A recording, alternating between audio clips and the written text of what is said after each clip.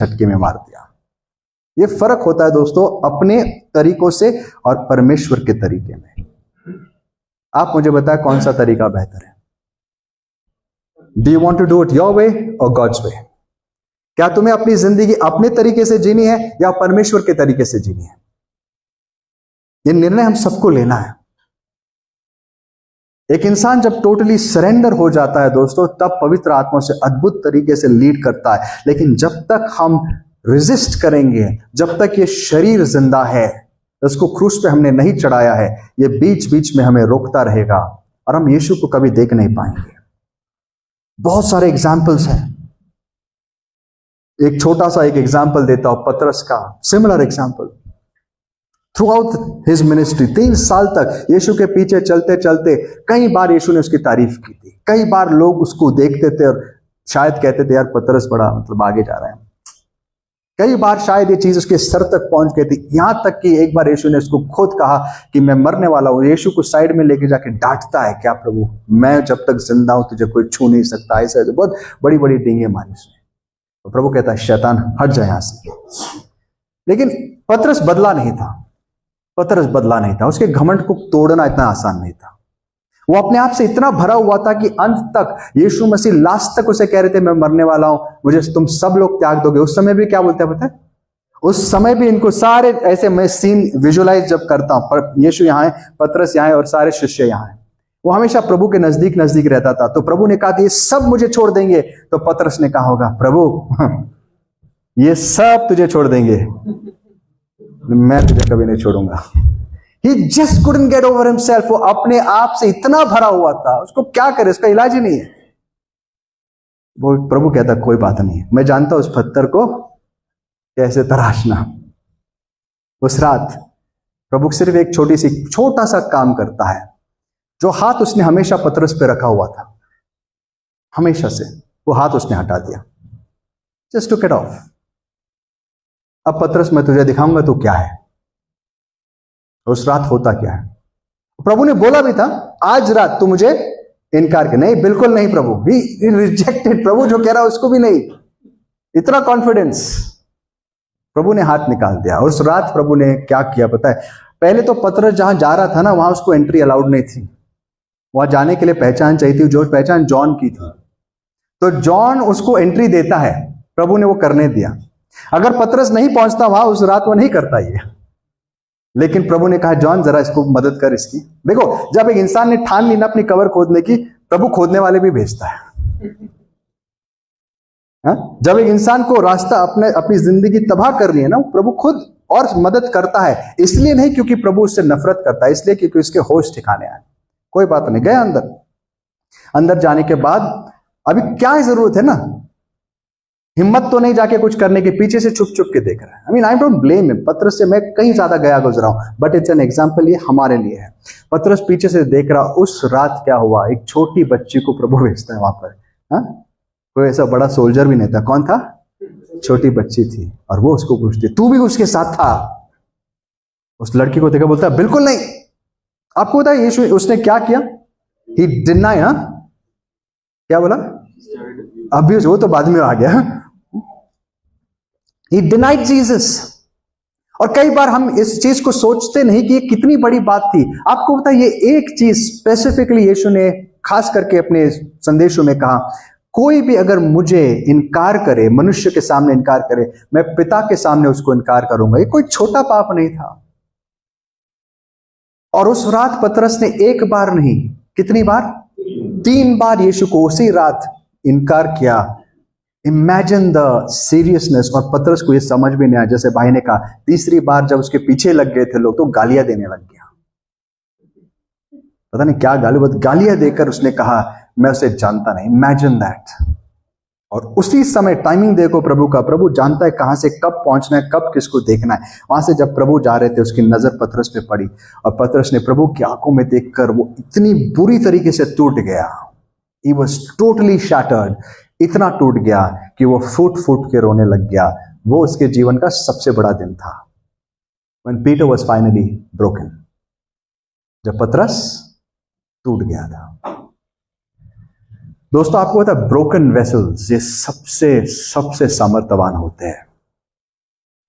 वो स्त्री, I think one of the women, या तो वो मरियम थी या एक जो दूसरी स्त्री प्रभु को जब अभिषेक करने आई थी, उस अध्याय में एक बहुत सुंदर चीज लिखी है। उसने एक बोतल में, कांच की थी शायद से या किसी चीज की थी, शायद मिट्टी की थी, कांच उस समय था नहीं, मिट्टी की बोतल लेके आई थी और उसमें एक बहुत ही कीमती क्या था, इत्तर था। और उस समय ये इत्तर जब वो डालते थे, वो बोतल को जब बनाया जाता था, इत्तर डालने के बाद ऊपर से उसको फिर मिट्टी लगा के सील किया जाता था। उसमें कोई ऐसा थ्रेडिंग नहीं होती थी, पूरी की पूरी बोतल क्या होती थी, सील होती थी। अगर उस इत्तर को कभी खोलना था, क्योंकि इत्तर को थोड़ा सा भी जगह मिल गया वो वहां से निकलने लग जाएगा, उसको अगर सील करना था तो मिट्टी के बर्तन में उसको सील करते थे।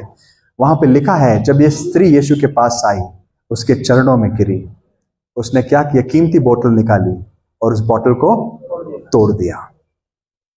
जब उस बोतल को उसने तोड़ दिया, उसके अंदर का इत्तर बाहर निकलता है, यीशु के चरणों पे, उसके सर पे जो बचा हुआ वो उसको उंडेलती है और वो इत्तर पूरे रूम में फैल गया। वो इत्तर कब फैला, जब बर्तन टूट गया। यही होता है हमारे साथ। हम तब तक दुनिया के लिए सुगंध नहीं बन सकते जब तक हम खुद नहीं टूट जाते। दोस्तों, परमेश्वर जानता है हमें कैसे तोड़ना। कई बार हम अपने आप से इतने भरे हुए रहते हैं, इतने घमंड से भरे हुए रहते हैं, दुनिया की आकांक्षा हमारे अंदर मजबूत होती है, we are so full of ourselves, ये परमेश्वर को हमें बाहर जाके तोड़ना पड़ता है। उस रात पतरस इतना रोया, वो एक दिन काफी था पतरस के जीवन में, उसकी पूरी जिंदगी बदल गई। उसके लेटर्स को आप पढ़ो, आपको यकीन होगा, हमें तो यकीन होगा बिकॉज हम जानते हैं पतरस को उसके लेखों के द्वारा। बट अगर कोई बाहर से उसे देखता है, दे वुडंट बिलीव ये वही इंसान है जो इतना घमंड से भरा हुआ, इतना कॉन्फिडेंस था इसके अंदर। Now he is a broken man, ये टूटा हुआ व्यक्ति है। और ऐसे ही टूटे हुए लोगों को परमेश्वर इस्तेमाल करता है। जब तक एक गेहूं का दाना जमीन में नहीं गिरता और मरता नहीं, वो फल नहीं ला सकता। क्या यहां मरे हुए लोग बैठे? I hope so. I hope हम सच में दुनिया के लिए मर चुके हैं, हमें परमेश्वर तोड़ रहा है। एक और आखिरी चीज कहना चाहूंगा दोस्तों, उन पत्थरों में और हमारे अंदर एक फर्क यह है, उन पत्थरों में अपनी इच्छा नहीं होती, उनको तराशना ही पड़ता है। परमेश्वर ने हमें और एक चीज दी है, हम चाहे तो ये पूरा प्रोसेस बाईपास कर सकते हैं। अगर हम अपनी इच्छा से सबमिसिव हो जाए, अधीन हो जाए, कहे प्रभु मैं तैयार हूं, मैं विरोध नहीं करना चाहता, मैं जानता हूं मेरे अंदर क्या क्या है, ये चीजें मैं त्यागना चाहता हूं प्रभु, मैं इन चीजों से प्यार करता हूं, इनको मैं छोड़ना चाहता हूं, I want to get rid of my pride, मुझे मेरी सहायता कर, जरूर सहायता आएगी। लेकिन जितना हम विरोध करेंगे और ये सोचेंगे नहीं हम अपने तरीके से जीवन जिएंगे, प्रभु को आपको तोड़ना पड़ेगा। और वो रास्ता आसान नहीं होता। कई बार प्रभु हमसे कई चीजें ले लेता है, हमें संकटों से जाने देता है, और सबसे आखिर में कई लोग जो घमंड से भरे हुए रहते ना, खास करके दूसरों को तुच्छ मानते, प्रभु जब अपना हाथ उठाता है काफी हो जाता है। जब खुद पाप में गिरते हैं तब दूसरों को कभी तुच्छ नहीं समझेंगे। इसीलिए इस आखिरी वचन को मैं पढ़ के आज के संदेश को खत्म करूंगा। भजन संहिता 32 अध्याय, वो खोलने के पहले आपको पता है दाऊद ने भजन लिखा, कब लिखा पता है? जब उसने बातशीबा के साथ जो पाप किया, उसके बाद नाथान उसके पास आता है, और उस पाप के बाद जब वो रिफ्लेक्ट करता है इन चीजों पर कि वो समय कैसा था, उस समय वो ये लिखता है, शुरुआत करता है, धन्य है वो व्यक्ति जिसके पाप क्षमा हुए, जिसके गुनाह परमेश्वर उसके खिलाफ नहीं गिनता। और इसके अंत में वो देखो क्या लिखता है, वर्स 8 32 उसका 8 और 9 वचन, मैं तुझे बुद्धि दूंगा और जिस मार्ग में तुझे चलना होगा उसमें तेरी अगुवाई करूंगा। मैं तुझ पर कृपा दृष्टि रखूंगा और तेरी सम्मति दिया करूंगा। तुम घोड़े और खच्चर के समान न बनो जो समझ नहीं रखते, उनकी उमंग लगाम और बाग से रोकनी पड़ती है, नहीं तो वे तेरे वश में नहीं आ सकते। परमेश्वर कहता है मैं तुझे अगुवाई करना चाहता हूं, मैं तेरी अगुवाई करूंगा। I will instruct you and teach you in the way you should go. I will council you with my loving I upon you. मैं बड़े प्रेम से तेरी अगुवाई करना चाहता हूं, लेकिन तू क्या कर, घोड़े और खच्चर के जैसे मत बन। मैं अक्सर कहता हूं, घोड़ा क्या करता है पता है? घोड़ा हमेशा दौड़ते रहता है, आगे दौड़ते रहता है, उसको लगाम लगा के खींचना पड़ता है। खच्चर पैर गाड़ के हिलता है, मैं नहीं हिलूंगा, उसको बांध के खींचना पड़ता है। परमेश्वर कहता है इनके जैसे मत बनो, कि उसको छोड़ के आगे अपने ही मन मर्जी करते रहो, वैसे मत बनो, ना वैसे बनो जो बड़े हटीले होते हैं। मैं नहीं करूंगा प्रभु, करना है कर ले, तोड़ दे, डू व्हाट यू कैन, मत करो। बाइबल कहती है पापी का रास्ता बड़ा कठिन होता है। अगर हम उस रास्ते पे जानबूझ के चलेंगे, परमेश्वर प्रेम बहुत करता है, इसके लिए ताड़ना भी देगा हमें वापस लाने के लिए, लेकिन वो रास्ता बड़ा कठिन होगा। खुशखबरी यह है कि वो रास्ता जरूरी नहीं है। गूगल मैप्स को आप सही तरीके से फॉलो करें तो जल्दी पहुंचते हैं कि नहीं?